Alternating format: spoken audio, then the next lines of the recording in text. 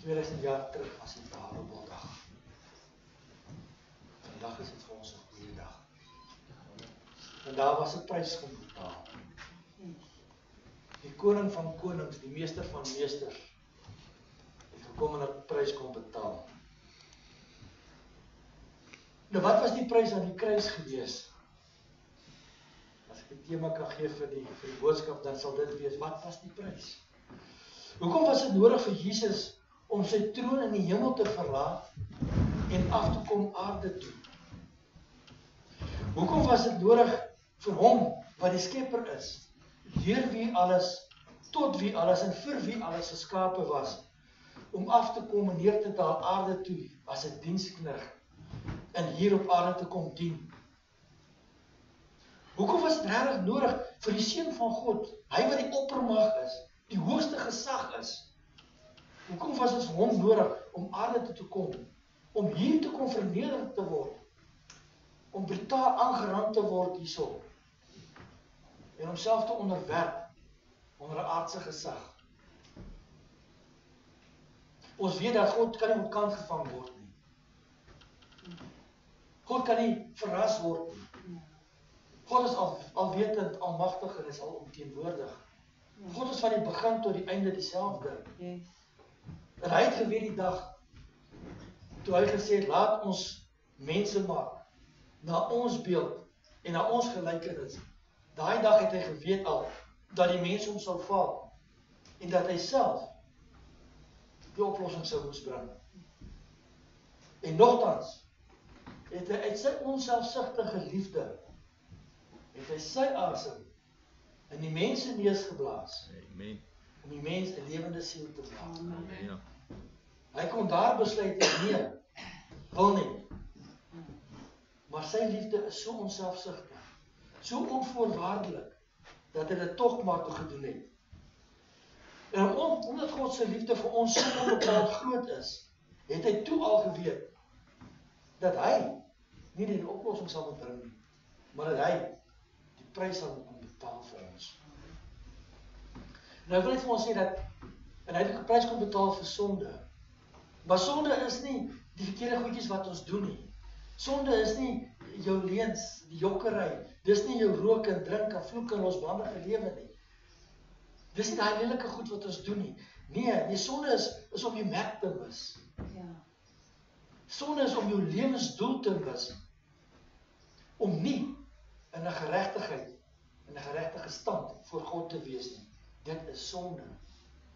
Sonde is om nie in die verhouding te wees wat God jou persoonlik geskape om met hom te kon wees nie.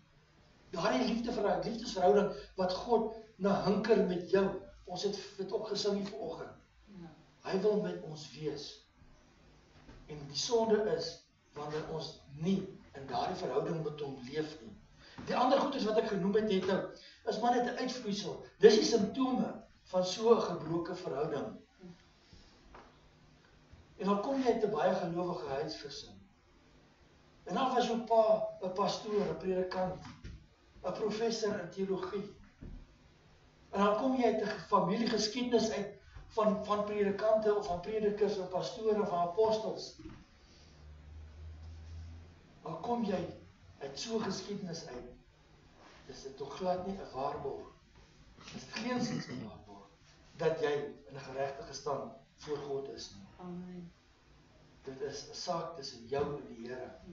Ons lees in Romeine 3 vers 10 en 11 sê, soos geskrywe is, daar is niemand regverdig nie, selfs nie een nie. Daar is niemand wat verstandig is nie, daar is niemand wat God soek nie. Hulle almal het afgewyk, saam met hulle ontaard. Daar is niemand wat goed doen nie, daar is selfs nie een nie. So niks, daar is niemand wat goed doen nie. Niks wat ons kan doen as mens, kan ons geregtigheidsstand voor God regmaak nie. Maar daar plek in die Bybel waar hy sê, selfs ons beste werke is soos vuil lappe voor God. Niks wat ons kan doen, kan ons geregtigheid verstel nie. Maar God het nie opgehou om ons lief te hê, die dag toe die mens hom gefaal het nie. Inteendeel, hy het al reeds van die begin van tyd af het hy dit al besluit, dat hy dit gaan dit moontlik maak vir ons as mens, om weer aan geregtigheid met hom te kan leef. Ons lees daar in Handelinge 2 vers 23 sê hy vir ons, hom, dis Jesus, wat deur die bepaalde raad en die voorkennis van God, voortyd, voorskepping, voorkennis van God, oorgelewer is, het julle deur die hande van goddelose mense geneem, hom gekruisig en hom omgebring. Dit sê vir ons dat God het, toe die mens gemaak het hy die oplossing ook al gemaak. Is dit nie 'n wonderlike Vader wat ons dien? Is dit nie 'n bewys van liefde nie? Kan ons nie net vir hom loof en prys en eer vir sy liefde en vir sy grootheid nie? Ons het reeds nou gesien dat elke mens op sy eie, of haar eie, heeltemal te ver kort skiet, om ons in 'n geregtigheidsverhouding met God te plaas. Niks wat ons kan doen, kan ons verhouding met God herstel nie. Behalwe een ding. En dit is om die geskenk van liefde en verlossing, wat Jesus vir ons gebring het, om dit te aanvaar, en hom Heer en Meester van ons harte te maak. Amen. Dit is al wat ons kan doen. Die res het hy alles self gedoen. Want die woord sê vir ons in Romeine 8 vers 8 sê vir ons, en wat in die vlees is, kan God nie behaag nie. Dit wat ons in die vlees doen, kan God nie behaag nie. Hy sê vir ons in vers 5, 8 vers 5 sê vir ons, want die wat vleeslik is, bedink vleeslike dinge. En die wat geestelik is, bedink geestelike dinge.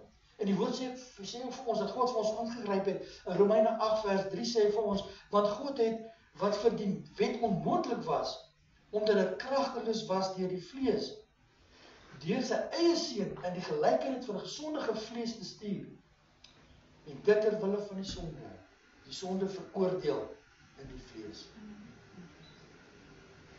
Die Bybel is so kragtig en so duidelik, dat ons dit nie kan doen nie, maar dat Jesus dit vir ons kon doen.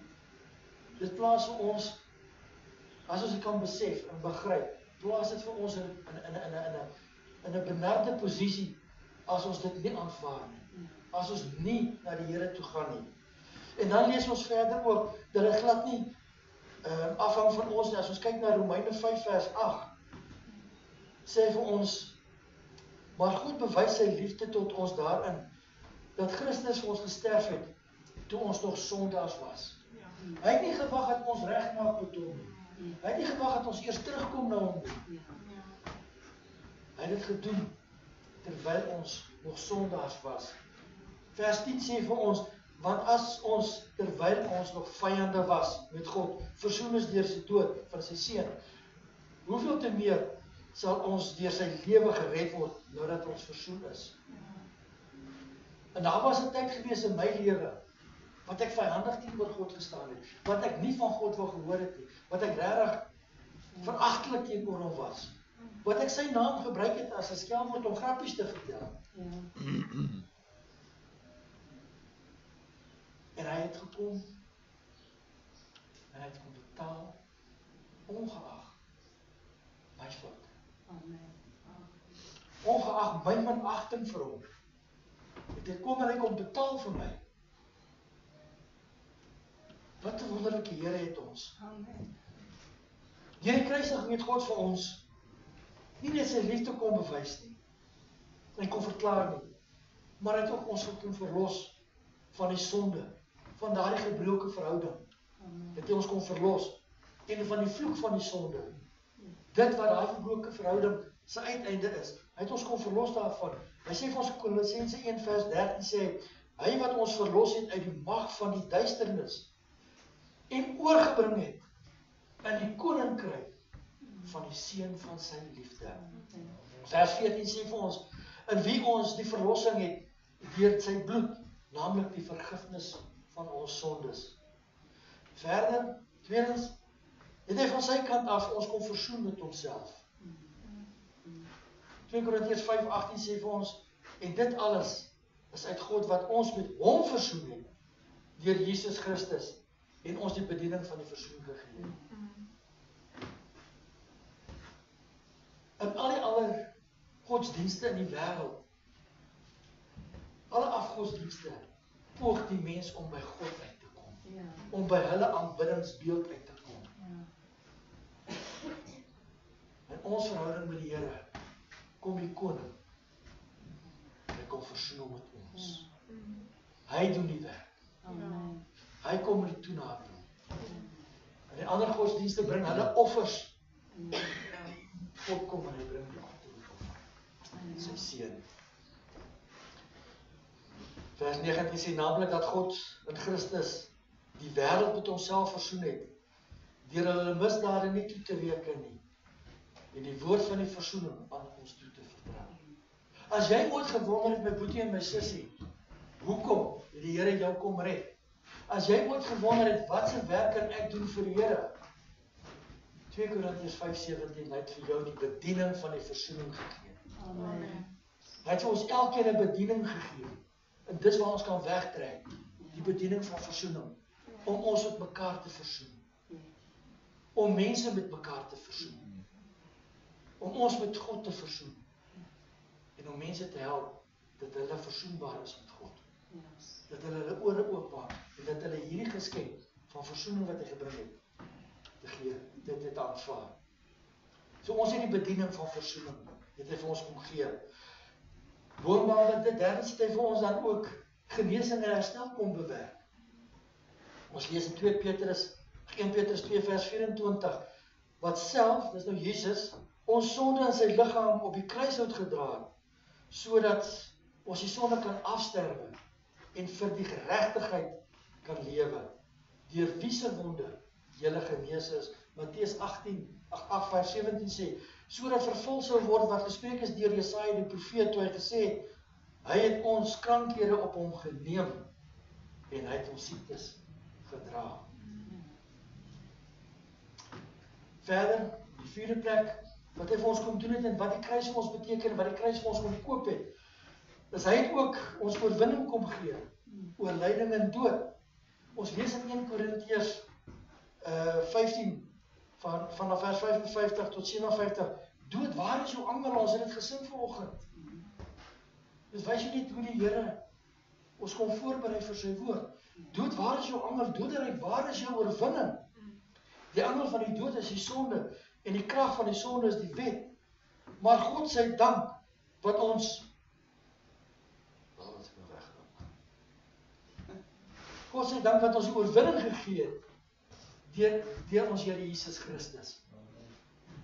Die vyfde plek, het hy vir ons 'n identiteit en 'n lewensdoel kom bewerkstellig, deur sy kruisdood.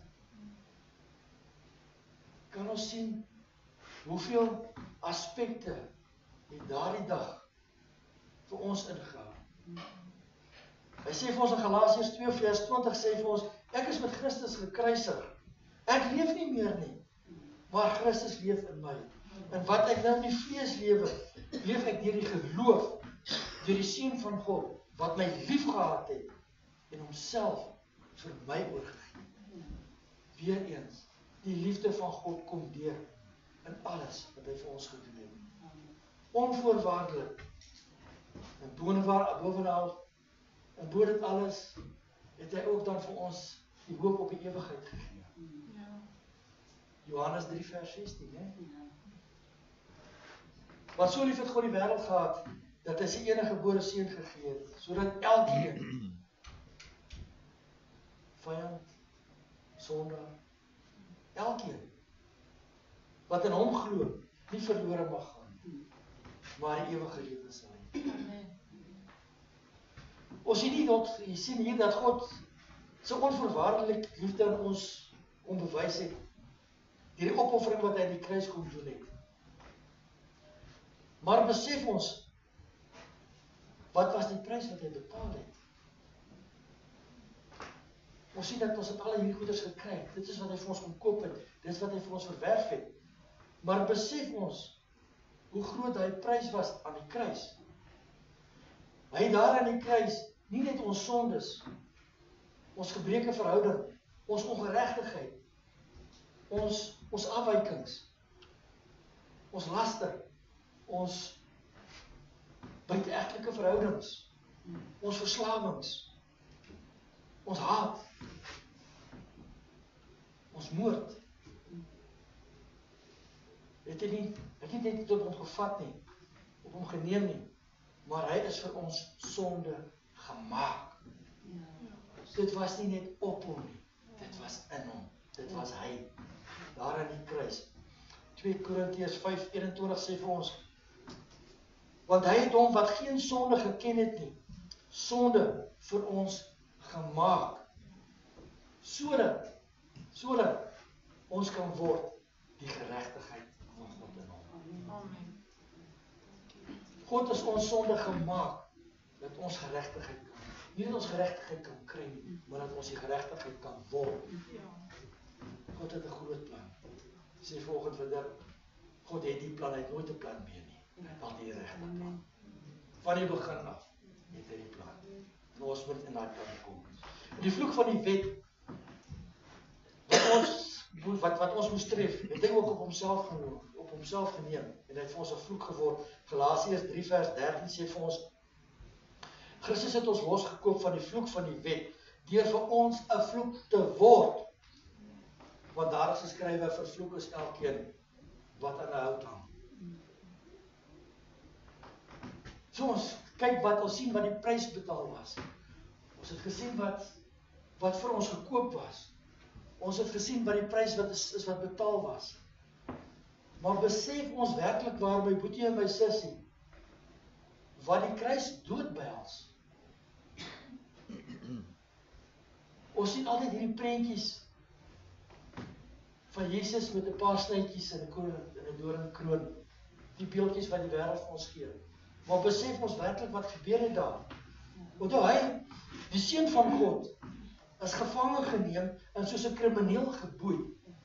Hy is dan hardhandig weggelei om verhoor te word. Hy het nooit 'n wet oortree nie. Hy het nooit 'n sonde gepleeg nie.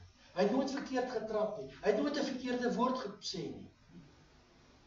Maar hy word vasgebind soos 'n krimineel en gesleep na hof toe om hom te verhoor wat nog nooit 'n fout gemaak het nie. Hy, die seun van God, verder is daar aan sy gesig gespoeg. Dit was nie een ou nie. Dit was 'n menigte wat op hom gespoeg het. Ek glo dat ons het vars asems gehad nie. Die vernedering wat hy moes deurmaak, met daai goed wat in sy gesig hang, sy lyf. Die veragtelikheid wat hy moes deurgaan.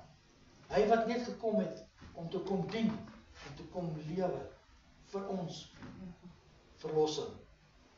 Hulle het sy baard uitgepluk. Nie haartjie vir haartjie nie. Terwyl hand in sy baard gesit en gepluk. Daar het nie daaruit gekom nie. Dat velle saamgegaan. Dat ek weet, as jy my baard trek, dis seer. Dit is baie seer. Vra enige man met 'n baard. En hulle het dit uitgepluk, velle af. En hy het dit gevat. My God het dit gevat vir my. Hy is mens vleis vir die vuis geslaan. Deur manne wat hom gehaat het, Jode en Romeine. Onthou God, Jesus het gekom en hy het die Fariseërs, die godsdienstiges kom aankla. Hy het op hulle tone getrap. And this was get even time for hulle. Hulle het hom nie getik nie, hulle het hom geslaan met mening. Hulle het hom geslaan om hom seer te maak. En die Romeine het hom geslaan. Daai Romeine was in Israel gewees om wet en orde te hou vir 'n opstandige volk. So daai Romeine het in elk geval so ver as wat hulle gegaan het, die Jode verag. En hier was 'n geleentheid vir hulle om hulle veragting uit te haal. So hulle het hom geslaan met mening. Hulle het hom seer gemaak.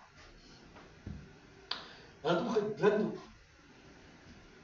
Nou ek het 'n prentjie gesien en ek dink dis wat gebeur het van 'n Romein wat agter hom gestaan het met 'n stuk lap, sy kop so vasgetrek het teen hom. 'n geblinddoek. Hy het nie 'n doekie omgedraai nie, dit is vasgetrek. En hy het hom geslaan met stokke. En dan het hulle vir hom aangesê om te profeteer wie het hom geslaan. Ja. En ons weet, Jesus het nie gepraat nie. Ja, niks gesê. Hy het niks gesê nie. Maar hulle het die blinddoek af en sê, wie het ons geslaan? Wie het jou geslaan? O, jy weet nie, ons probeer weer. Slaat hulle weer, dit is stop.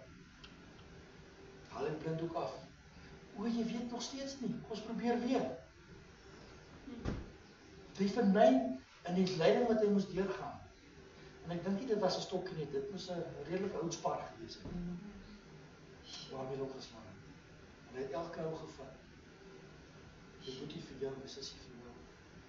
Vir jou, vir my. Daarna het hulle die Romeine vir my doringkroon opgesit.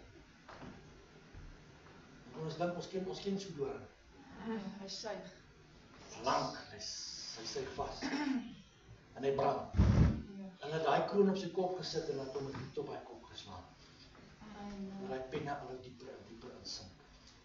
Die bloed het geloop en hy het geslaan. Genadeloos. Genadeloos. Verder, weet ons koning was verraai deur Judas. Ja. En hy sê nie deur Judas verraai nie, hy is deur Petrus verloor. Ja. En dan het die mense wat hy gekom het, en wat hy met liefde bedien het, wie se sondes hy vergewe het, wie se siektes hy genees het, wat hy verlos het van demoniese aanvalle. Daai mense het hulle rug op hom gedraai, en hulle het gaan skree, en uitgeroep, kruisig hom, kruisig hom. So boonbehalwe die pyn kan jy dink, en die vernedering kan jy dink, die verwerping wat ons koning moes ervaar het. Hy is mens, nee? Hy was as mens hier gewees. Hy het al daai emosies het hy ervaar, vir jou en vir my. En het hy in sy liggaam gedra. Daarna is hy toegegeesel, met 'n kats. 39 genadeloose houe. Kats is so lang stokkie, want hy is so 'n stukkie sweep aan. En dan is ek 3 of 5 voorslag daar. En daai voorslagte het sulke loodballetjies aan. Ja. Tussen die loodballetjies is daar beenstukke en skrapnel. En dan word hy geslaan. En dan trek. Daar is 'n stukke vleis en vel in sy lyf. En as een ou moeg is, dan word die kans vir die volgende ou gegee. Hy vars jou kans van weer. En die Here het dit gevat en hulle begin boon en slaan onder. Waar daai kats val daarvan, het sy die gesig. Op die lyf, op die bene. Dit het hy vir ons gevat. En daarna toe vat hulle die dwarsbalk vir die kruis en sit met baie rou skouers genoem. En dit was nie 'n geskaafde, geskuurde, verniste gladde plank nie. Dit was 'n stuk houtstomp wat met beide kante gekap was. Daai splinters en daai stukke hout wat in daai rou seer in. Sy arms word vasgemaak in hy dwarsbalk en hy word gestuur. Draai jou kruis, kom dan. Hy struikel en hy kan nie keer om te val, hy val gesig eers in die grond. Dit het hy deurgegaan vir ons. Vir ons sondes, vir ons oortredinge. Kom in Golgotha aan. En hy word neergegooi. En hy slaan sy hande vas met spykers. Hy slaat hom nie hierdeur nie. Slaan hom hierdie polse. Want die geweidskiep. Slaan hom hierdie polse waar die bene die spyker kan inhou. Hier in jou pols loop senuwees. Met jou hande, jou arms. Ja. Slaan tussen die 2 are deur. Sy sê is nie 'n spykertjie nie. Dit is 'n pen wat hulle gekap het. Die kante skerp gemaak het. Hy is omtrent 'n sentimeter deursnee. Daar word sy voete oor mekaar gesit. Op die dwarsbalk, deur die brug van die voet gekap. En daai 3 spykers hang ons koning. Daai 3 spykers moet hy probeer om sy lyf so te kry dat hy kan asem. Slaan op hy spyker aan die onderkant. om sy ligweg op te kry. Daar raak dit te seer en sy enkels raak nog, kuite raak nog, maar sakke dan hang en dan 2 spykers in sy arms. Dan trek sy ribbekas op, en raak die asem min. En hou hy uit. En dit is pynlik. En dan druk hy hom weer op om asem te kry. En dan sak hy weer af. 6 ure lang my boetie en my sussie, word ons koning so gemartel aan die kruis.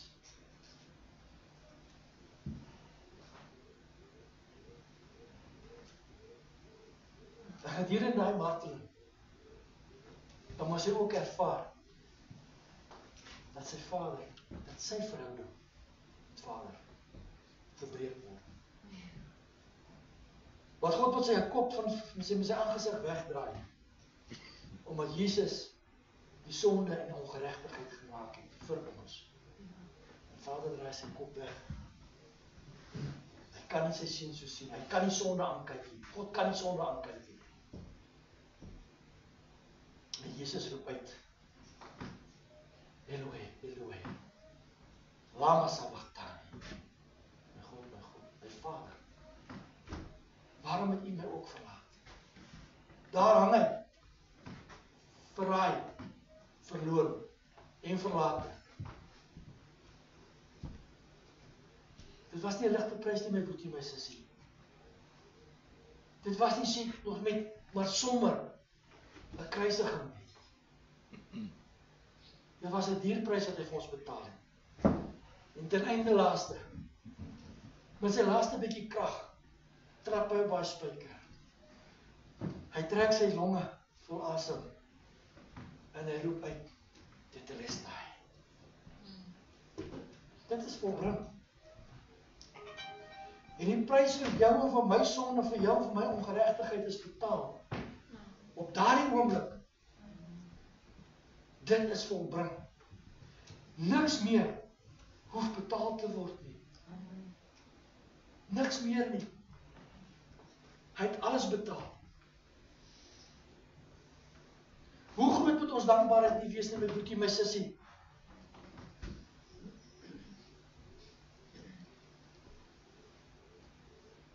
En al wat God vir ons in ruil vra daarvoor, is wees lief vir my. Dis al wat hy vra. Wees lief vir my. Met jou hele wese, met jou hele hart, met jou hele verstand, met al jou krag. Wees net lief vir my. Aanvaar wat ek vir jou gedoen het.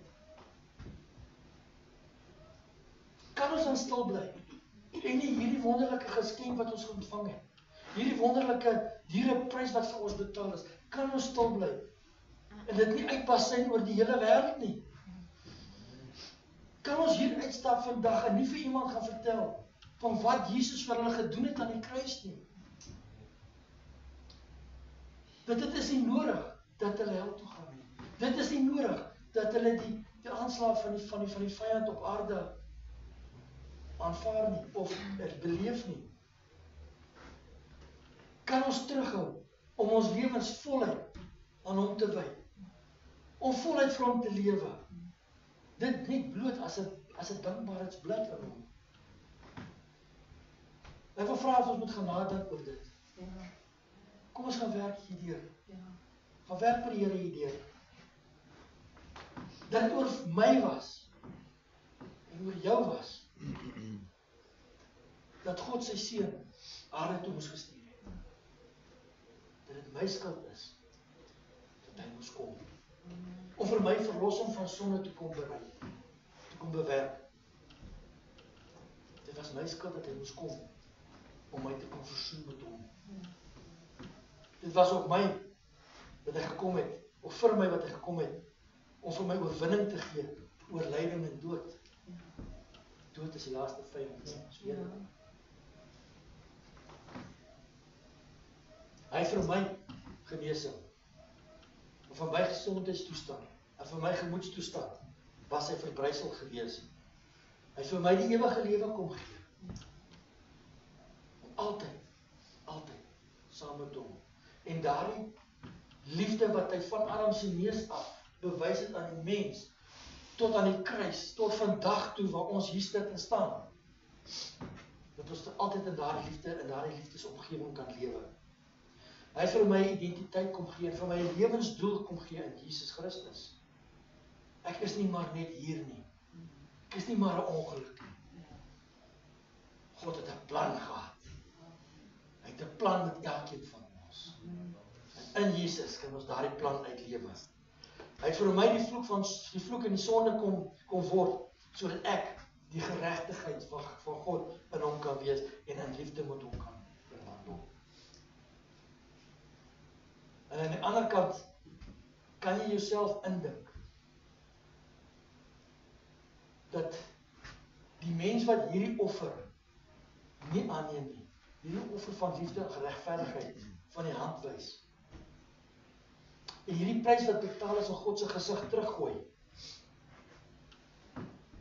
wat is die prys wat so 'n mens eendag sal moet betaal? Het ons as mens die vermoë om dit te kan doen? Wil ons dit ooit doen? Dis ewig.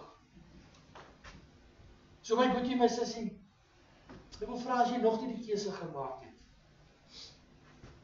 om hierdie geregtigheidsprys, hierdie geregtigheidsliefdesdaad van God te aanvaar, of as jou verhouding met hom rou is, as jy nie voluit vir hom lewe nie, as jy nie in volle dankbaarheid vir hom lewe nie, wat stop jy?